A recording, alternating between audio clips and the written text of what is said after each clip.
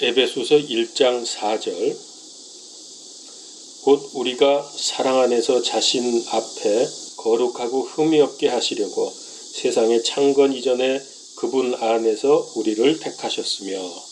아멘. 에스겔서 12장 28절입니다. 그러므로 그들에게 이르기를 주 하나님이 이같이 말하노라. 내 말들 중에서 하나도 다시는 연기되지 아니하며 내가 이른 말이 이루어지리라. 주 하나님이 말하노라 하라. 아멘. 성경 전체는 예수 그리스도를 가리키고 있습니다. 특별히 명절은 아주 선명하게 예수 그리스도를 보여줍니다. 유월절은 십자가의 구원, 무교절은 무덤 속에 계신 예수님, 그리고 초실절은 부활하신 예수님, 오순절은 성령님의 임재를 담아내고 있습니다. 오순절 우리가 지금 하고 있는데요. 오순절에 하나님께서 아주 특별한 일을 하나 하셨습니다. 그것은 우리에게 율법을 주신 것입니다. 자, 율법을 주신 것이 어떤 의미가 있는지, 그리고 우리에게 어떻게 적용이 되는 것인지 오늘 말씀을 드리려고 합니다. 이스라엘은 이집트에서 430년간을 살아왔습니다.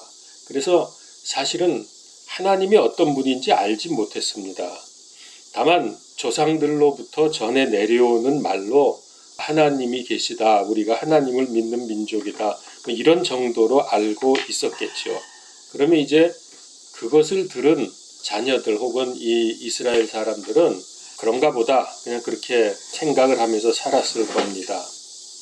그래서 이들이 하나님을 섬긴다고 해도 이집트식으로 섬긴 것이 거의 확실합니다. 그런 증거를 우리가 볼 수 있는데요. 그들이 출애굽한 후에 모세가 시내산에 올라가서 40일 동안 하나님과 대면을 했는데요. 율법을 받을 때에 백성들은 산 밑에 있었는데 그때 한 일이 뭐냐면 금송아지를 만들어 놓고 이게 하나님이다, 우리를 이집트에서 건져내신 하나님이다 라고 하면서 그 앞에서 춤추며 뛰며 놀면서 그런 식으로 하나님을 섬겼습니다. 이것만 보더라도 이들은 이집트의 이방 종교식으로 하나님을 섬기고 있었다는 거죠. 이스라엘은 하나님의 언약에 의해서 시작된 나라입니다. 아브라함을 가나안으로 불러내서 언약을 맺으셨습니다. 그러나 그들이 그 이후에 이집트로 가서 긴 세월 종살이를 했기 때문에 이제 하나님께서는 이들을 다시 가나안으로 불러내서 보내려고 하는 것입니다. 왜냐하면은 아브라함과 맺은 언약을 지키시기 위한 거죠.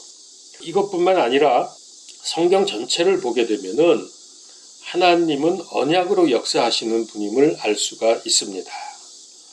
그러나 이들은 이집트에서 태어나서 살던 사람들이기 때문에 언약의 하나님에 대해서 알지를 못했던 거죠. 하나님의 모든 계획의 중심은 가나안이고 예루살렘에서 이루어지게 되어 있습니다. 그래서 이 선민을 그곳으로 보내야 하는 것이죠. 그렇게 해서 하나님의 계획이 이루어지려고 하면은 이스라엘 백성이 하나님이 어떤 분인지 정확히 알아야 합니다. 그래야 하나님의 계획이 이루어질 것이기 때문입니다. 하나님을 이집트에서 우상 섬기듯이 그런 식으로 섬긴다면 매우 곤란하겠죠. 그래서 이들에게 하나님이 제일 먼저 할 일은 뭐냐면은 내가 어떤 분이냐, 내가 어떤 하나님이냐, 그리고 하나님의 백성은 어떻게 살아야 하는가 하는 것을 알려주시는 것이 제일 먼저입니다. 그래서 하나님께서 이들에게 율법을 주셨습니다. 이제 이집트에서 막연히 듣고 알던 하나님이 아니라 아브라함, 이삭, 야곱과 언약을 맺으신 하나님이 어떤 분이냐 하는 것을 알려주기 위한 거죠. 그래서 율법을 주셨고 또 그 핵심을 십계명으로 만들어서 하나님께서 모세에게 돌판에 새겨서 주셨습니다. 거기 보면은 제일 먼저 중요한 거가 내 앞에 다른 신을 두지 말라. 또 두 번째는 형상을 만들지 말라. 이런 식으로 해서 십계명을 쭉 주었습니다.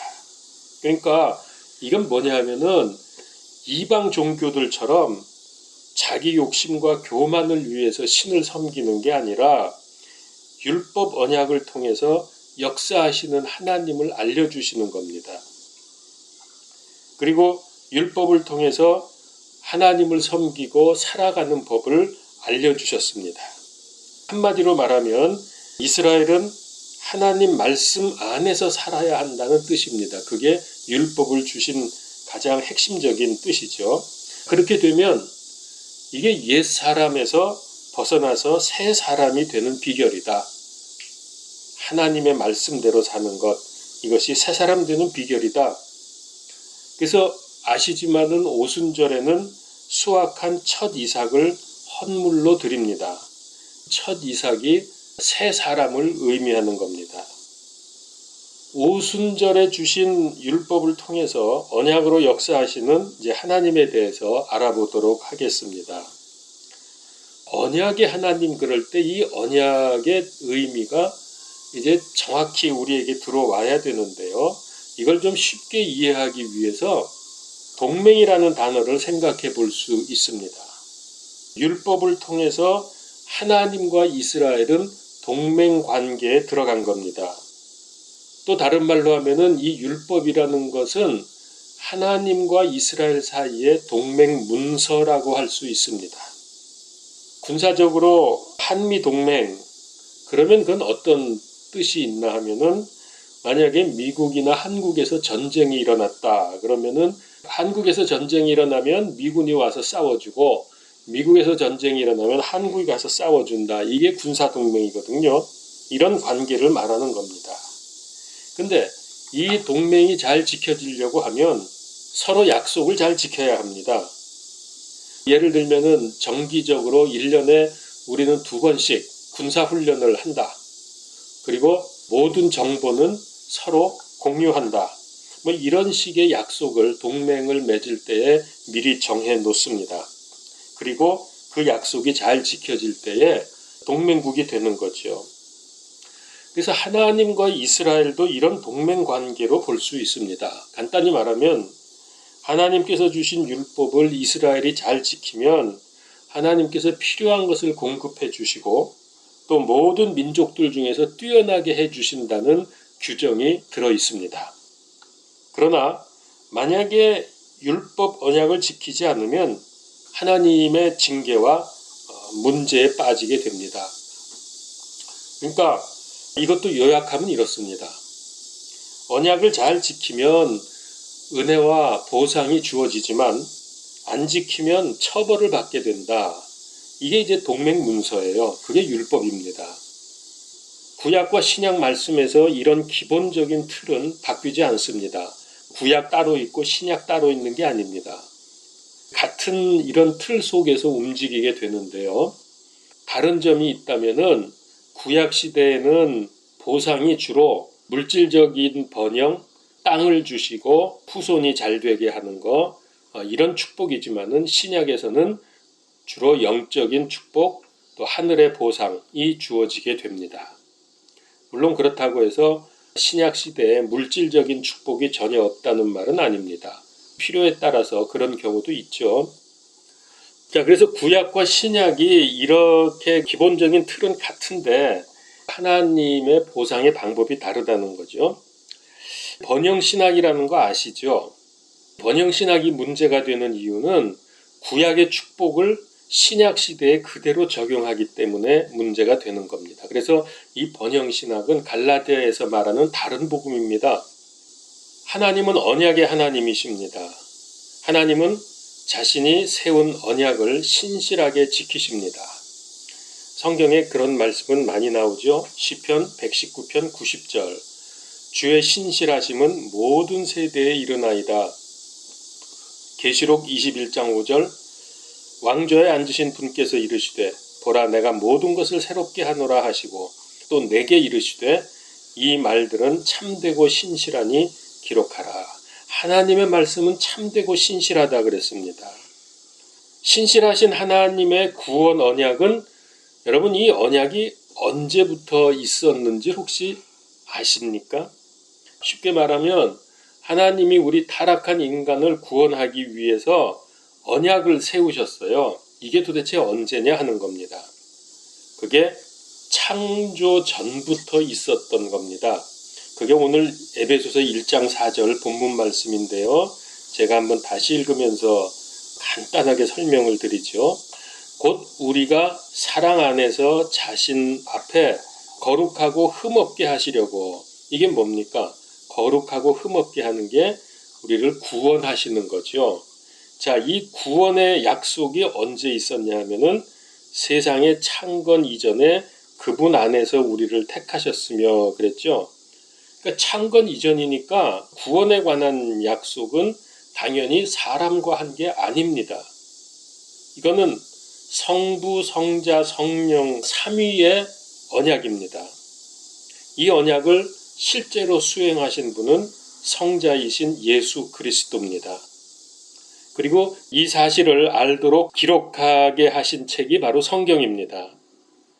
이 언약은 십자가에서 성취가 되었습니다. 우리가 잘 알죠? 요한복음서 19장 30절 다 이루었다 하시고 머리를 숙이신 뒤에 숨을 거두시니라. 많습니다. 이 구절은 골로새서 1장 20절 그분의 십자가의 피를 통해 화평을 이루사 그분으로 말미암아 모든 것들이 즉 내가 말하노니 그분으로 말미암아 땅에 있는 것들이나 하늘에 있는 것들이 자신과 화해하게 하셨느니라. 본래 예수 그리스도는 아버지와 함께 영광 중에 계신 영화로우신 분이셨습니다. 이건 너무나 잘 알죠. 요한복음 17장 5절에 보면 오 아버지여 세상이 있기 전에 내가 아버지와 함께 가졌던 그 영광으로 이제 아버지와 함께 나를 영화롭게 하옵소서. 그러니까 세상이 있기 전에 그분은 이미 영광의 상태에 있었던 분입니다. 그런데 이분이 우리의 구원을 위해서 또 다른 말로 하면은 삼위 하나님 간에 세웠던 언약을 지키시기 위해서 어떻게 하셨습니까? 빌립보서 2장 7절 8절입니다. 스스로 무명한 자가 되사 자기 위에 종의 형체를 취하시고 사람의 모습이 되셨으며 사람의 모양으로 나타나사 자기를 낮추시고 죽기까지 순종하셨으니 곧 십자가의 죽음이라. 자, 이와 같이 하나님의 언약은 반드시 이루어집니다. 성경에 약 7,000개의 언약이 있습니다.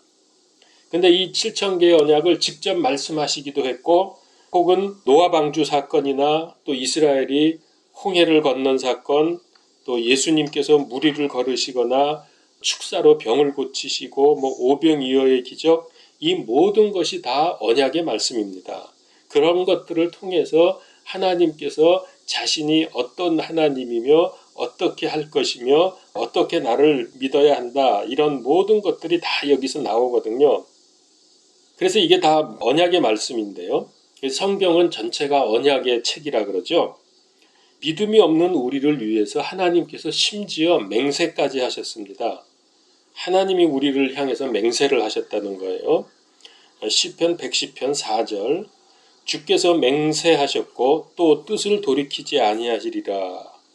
이사야서 14장 24절에도 만군의 주께서 맹세하여 이르시되 내 생각한 대로 반드시 그것이 이루어지며 내가 계획한 대로 그것이 서리니.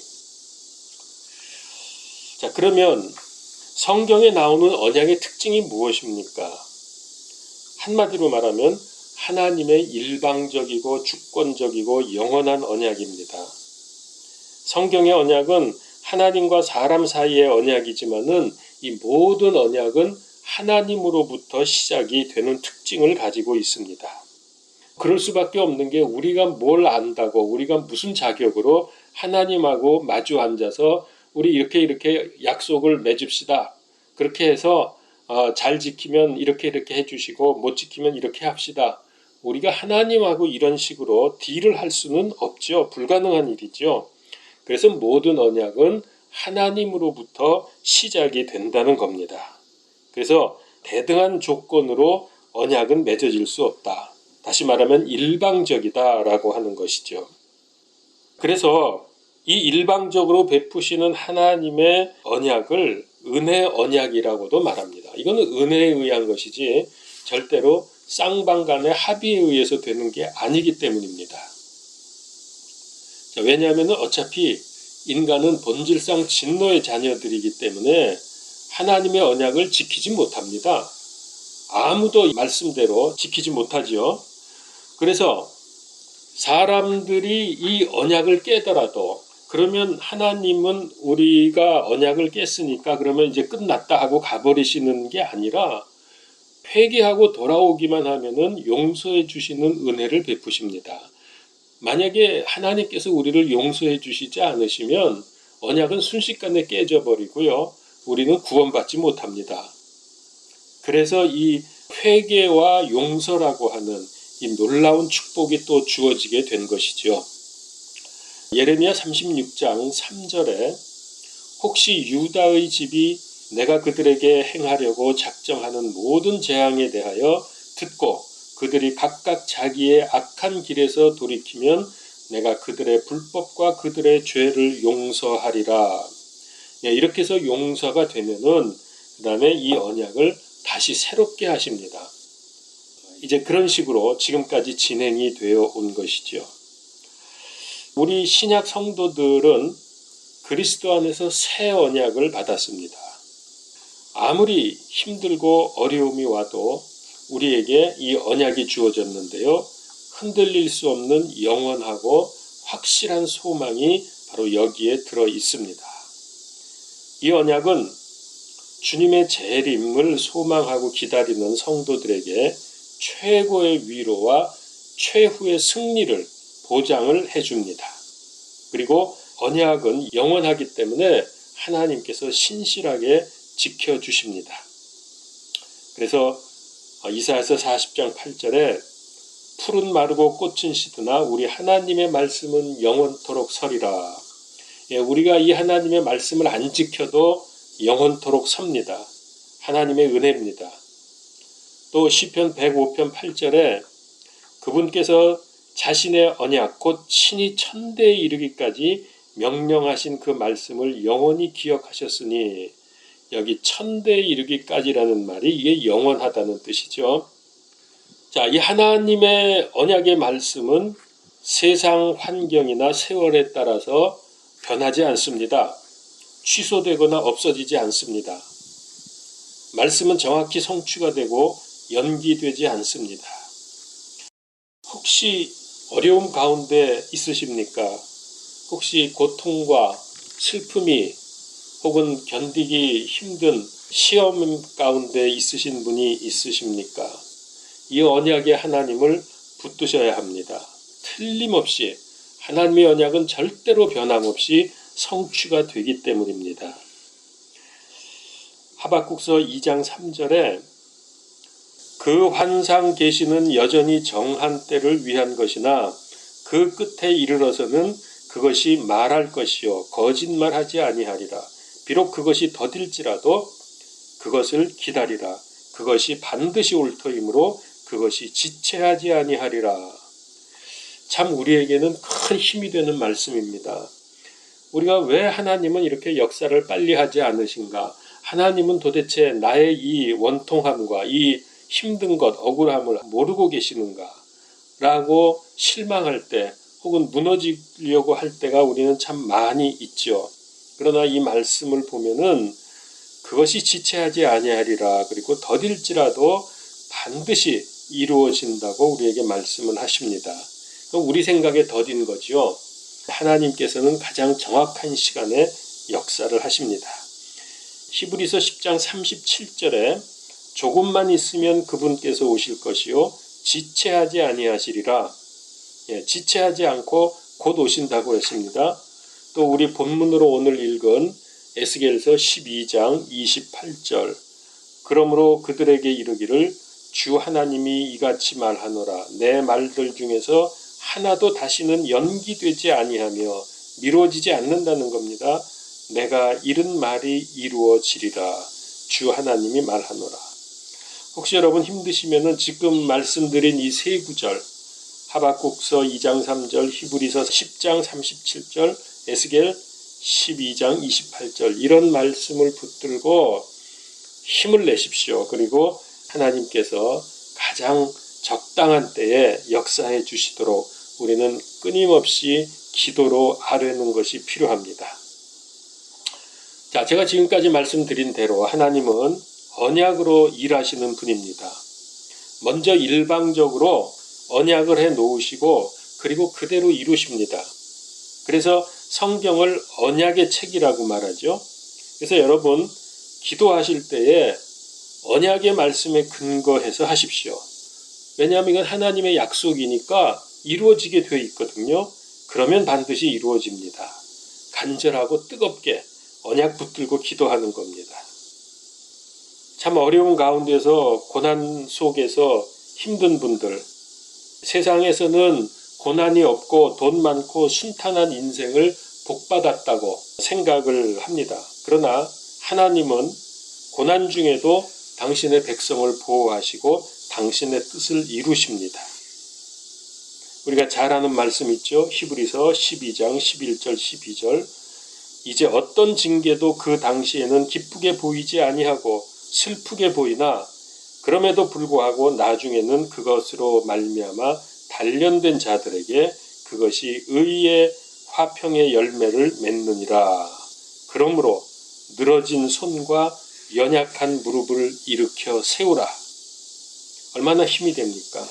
지금은 슬프고 징계를 당한다고 생각이 되겠지만 여기 뭐라 그랬어요? 그것 때문에 단련이 된다 그랬어요. 믿음이 단련이 되는 거죠. 그렇게 해서 의의 화평의 열매를 맺는다. 그러므로 늘어진 손과 연약한 무릎을 일으켜 세우라. 자, 그러면 이제 마지막 결론을 내립시다. 자, 이와 같이 자기의 기도 제목에 맞는 언약 말씀을 찾아내십시오. 그리고 그 말씀을 하나님께 들이대면서 본격적으로 기도하십시오. 저의 경우를 좀 말씀을 드릴 수밖에 없는데요. 제가 암송하면서 언약을 이루어 주시도록 기도하는 세 구절, 제가 늘 빠지지 않고 기도하는 세 구절이 있습니다.